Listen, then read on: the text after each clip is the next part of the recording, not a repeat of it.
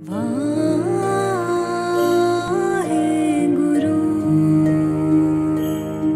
ਇਸਲਾਮੀ ਜਗਤ ਵਿੱਚ ਇੱਕ ਬਹੁਤ ਅੱਛੀ ਫਕੀਰ ਹੋਈ ਹੈ ਇਸਤਰੀ ਰਾਬੀਆ, ਉਹਦਾ ਬੜਾ ਜ਼ਿਕਰ ਹੈ। ਜੈਸੇ ਭਾਰਤ ਵਿੱਚ ਮੀਰਾ ਹੋਈ, ਸਿੱਖ ਜਗਤ ਵਿੱਚ ਮਾਤਾ ਭਾਗ ਕੌਰ ਹੋਈ, ਇਸਲਾਮ ਵਿੱਚ ਰਾਬੀਆ ਹੋਈ ਹੈ। ਬੜੀ ਕੀਮਤੀ ਉਹ ਰੂਹ ਸੀ। ਸ਼ਾਮ ਨੂੰ ਰੋਜ਼ ਕੁਰਾਨ ਦੀ ਤਲਾਵਤ ਕਰਦੀ ਸੀ, ਇਤਨੀ ਸੁਰ ਵਿੱਚ ਕਰਦੀ ਸੀ ਕੁਰਾਨ ਦਾ ਰੂਪ ਹੋ ਜਾਂਦੀ ਸੀ। ਲੋਕੀ ਸੁਣਨ ਲਈ ਆਉਂਦੇ ਸਨ।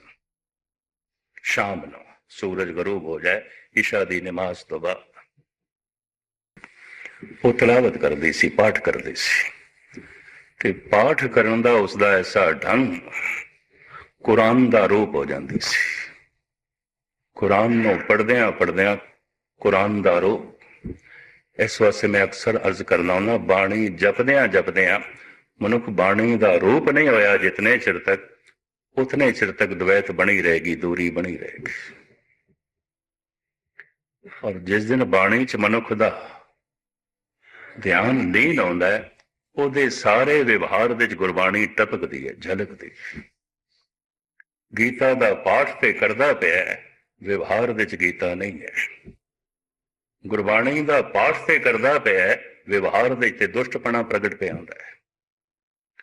ਕੁਰਾਨ ਦਾ ਪਾਠ ਤੇ ਕਰ ਰਿਹਾ ਹੈ, ਵਿਵਹਾਰ ਵਿੱਚ ਤੇ ਸ਼ੈਤਾਨ ਪ੍ਰਗਟ ਹੋ ਰਿਹਾ ਹੈ। ਨਹੀਂ, ਅਜੇ ਸਭ ਖੇਡ ਉੱਪਰੋਂ ਉੱਪਰ ਹੈ, ਅਜੇ ਧਿਆਨ ਗਹਿਰਾ ਨਹੀਂ ਗਿਆ। ਹਸਨ ਰੋਜ਼ ਨਵੇਂ ਤੋਂ ਨਵਾਂ ਪ੍ਰਸ਼ਨ ਕਰ ਦਿੰਦਾ ਸੀ ਰਾਬੀਆ ਤੇ ਪਾਠ ਤੋਂ ਬਾਅਦ। ਔਰ ਰਾਬੀਆ ਉਸ ਨੂੰ ਬੜੀ ਸਮਝਾਉਂਦੀ ਸੀ, ਤੂੰ ਆਮਨਾ ਪਾਠ ਸੁਣਨ ਵਾਸਤੇ ਸੁਣ, ਮੈਂ ਦੇਖਦਾ ਤੂੰ ਸੁਣਨ ਵਾਸਤੇ ਨਹੀਂ ਆਉਂਦਾ। ਮੈਂ ਐਸਾ ਦੇਖ ਰਹੀ ਹਾਂ, ਤੂੰ ਬੋਲਣ ਵਾਸਤੇ ਆਉਂਦਾ ਹੈ।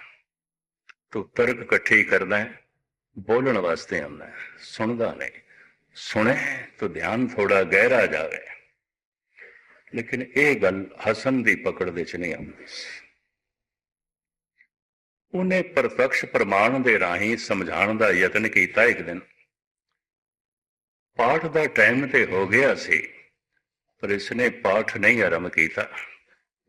ਘਰ ਦੇ ਬਾਹਰ ਮੁਸ਼ਾਲ ਜਲਦੀ ਸੀ। ਪੁਰਾਣੇ ਜ਼ਮਾਨੇ 'ਚ ਹਰ ਚੌਕ ਦੇ ਉੱਤੇ ਮੁਸ਼ਾਲਾਂ ਜਲਾਈਆਂ ਜਾਂਦੀਆਂ ਸਨ ਤਾਂ ਕਿ ਰਾਹਗੀਰਾਂ ਨੂੰ ਚਾਨਣਾ ਮਿਲੇ ਰਾਤ ਨੂੰ।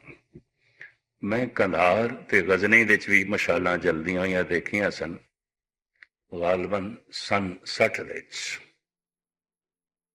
ਇਹ ਇਲੈਕਟ੍ਰਿਸਿਟੀ ਨਹੀਂ ਸੀ, ਬਿਜਲੀ ਨਹੀਂ ਸੀ, ਮੁਸ਼ਾਲਾਂ ਜਲਾਉਂਦੇ ਸਨ।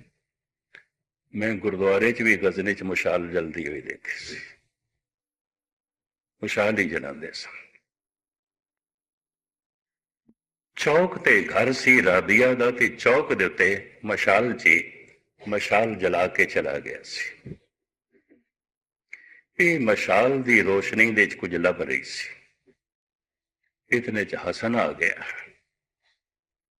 ਉਹਨੇ ਆਖਿਆ, ਰਾਬੀਆ ਕੀ ਖੋ ਗਿਆ, ਮੈਂ ਮਦਦ ਕਰਾਂ ਲੱਭਣ ਦੀ।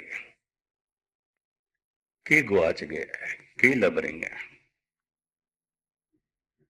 ਰਾਬੀਆ ਕਹਿੰਦੀ ਹੈ, ਸੂਈ ਖੋ ਗਈ ਹੈ, ਸੂਈ ਖੋ ਗਈ ਹੈ।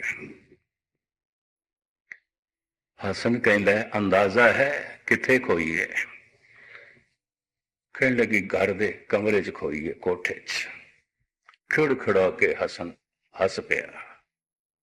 ਕਹਿੰਦਾ, ਸ਼ੱਕ ਤੇ ਮੈਨੂੰ ਕਈ ਦਿਨਾਂ ਦਾ ਸੀ, ਤੇਰਾ ਦਿਮਾਗ ਹਿੱਲਿਆ ਹੋਇਆ, ਅੱਜ ਤੇ ਗੱਲ ਸਪਸ਼ਟ ਹੋ ਗਈ। ਸੂਈ ਕੋਠੇ ਵਿੱਚ ਖੋਈ ਹੈ, ਘਰ ਦੇ 'ਚ, ਤੇ ਲੱਭਦੀ ਬਾਹਰ ਪਈ ਹੈ। ਕੀ ਕਰਾਂ ਹਸਨ, ਘਰ ਦੇ 'ਚ ਅੰਧੇਰਾ ਹੈ, ਬਾਹਰ ਰੋਸ਼ਨੀ ਹੈ, ਬਾਹਰ ਮਸ਼ਾਲ ਪਈ ਜਲਦੀ ਹੈ। ਕੀ ਕਰਾਂ, ਘਰ ਦੇ 'ਚ ਮਸ਼ਾਲ ਨਹੀਂ ਹੈ। ਤੂੰ ਪਤਾ ਹੈ ਹਸਨ ਨੇ ਕੀ ਆਖਿਆ? ਤੇ ਜੇ ਘਰ ਦੇ 'ਚ ਮਸ਼ਾਲ ਨਹੀਂ ਤਾਂ ਘਰ ਦੇ 'ਚ ਮਸ਼ਾਲ ਜਲਾ। ਰਾਬੀਆ ਕਹਿਣ ਲੱਗੀ, ਮੂਰਖਾ, ਤੈਨੂੰ ਸਮਝਾ ਸਮਝਾ ਕੇ ਮੈਂ ਥੱਕ ਗਈ ਹਾਂ। ਤੂੰ ਮਸ਼ਾਲ ਜਲਾ, ਤੈਨੂੰ ਖੁਦਾ ਦਾ ਚਾਨਣਾ ਅੰਦਰੋਂ ਲੱਭ ਪਏਗਾ। ਕਿੱਥੇ ਬਾਹਰ ਭਟਕਦਾ, ਕਿੱਥੇ ਤੱਕ ਭਟਕੇਗਾ? कि तेनों समझाने वास्ते मैं पखंड रचिया है, तेरी पकड़ च कुछ गल आ जाए। वो अंदर है, ओदी तेनों समझ नहीं, समझ पैदा कर। सब किछ घर में बाहर नाही, बाहर टोले सो भरम बुला। ऐसा मनुख चौथे पड़ाव च अंतर्मुखी हो जाता है, वो कर्म करदा नहीं होंदे ने। कर्म उस तो होंदे ने, करदा नहीं है। कर्म करत होवे नह कर्म, करतापन खत्म हो जाता है। तुसी आखोगे कर्म ते करदा है, पर करतापन किस तरह खत्म हो जाता है? कर्म उस तो होंदे ने, करदा नहीं। इस तरह जिवें श्वास चलते ने, मनुख चलांदा नहीं है। खून चलता है, नसां विच मनुख चलांदा नहीं है। दिल धड़कदा है, मनुख धड़कांदा नहीं है। इस तरह ही अंदरों वाहिगुरु वाहिगुरु चलता है, मनुख वाहिगुरु चलांदा नहीं है। आप ही होंदा है, सहज अवस्था बन जाती है। और ये परमात्मा की प्राप्ति है, परमात्मा की प्राप्ति, शक्ति की प्राप्ति, आनंद की प्राप्ति, दैवी गुणों की प्राप्ति, महान रस की प्राप्ति, स्वप्न की प्राप्ति, कोमलता की प्राप्ति, हजारां अरबां खरबां गुणां नूं एक शब्द विच बयान करना होवे परमात्मा। परमात्मा की प्राप्ति सब कुछ की प्राप्ति है, सब कुछ की प्राप्ति सब कुछ की प्राप्ति नहीं है। और वो सब कुछ प्रभु बाहर नहीं मिलेगा। अज तक जो कुछ मिले है मनुख नूं बाहर मिले है, तो हुण मैं अर्ज करा कर करके भी नहीं मिलेगा। प्रवृत्त कर्म, कर्म करके थकेगा, टूटेगा। ठीक है, निर्भय भी हो गया, हृदय बैरागी भी हो गया, मिलाप तो कोई नहीं। अगर मिलाप भी कर्मा नाल हो जाए तो मेरा कीता होया कर्म परमात्मा की कीमत होगी। उम्मीद है गल पकड़ दे जाएगी। कर करके नहीं मिलता। ये एक पंक्ति थानू सरवण करा के मैं अखरी अर्थ करा, कर करके नहीं मिलता। और ये बोल ने धन गुरु नानक देव जी महाराज ने, गाल ना मिलियो, गालना नाल ते मैनू नहीं मिलिया। सेव ना मिलियो, सेवा नाल भी नहीं मिलिया। दान पुण्य नाल भी नहीं मिलिया। दान भी सेवा है। शरीरक मेहनत नाल, दिमागी मेहनत नाल धन कमाया, दान कीता, सेवा है, सिमरन नहीं है। महाराज कहते सेवा नाल भी नहीं मिलिया, गालना नाल भी नहीं मिलिया, जप नाल भी नहीं मिलिया। पर मिलिया ते है, फिर किवें मिलिया? तो सतगुरु दसदे ने, काल ना मिलियो, सेव ना मिलियो, मिलियो आए अचिंत, अचनचेत मिले, अपने आप मिले। मेरा कोई भी कर्म इस महान आनंद की कीमत नहीं है। मेरी कोई भी गालना इस महान रस की कीमत नहीं है। गालना गाल गाल के इतना पता चलता है, कर्म कर करके इतना पता जरूर चलता है कि मेरा कोई भी कर्म उसकी कीमत नहीं है।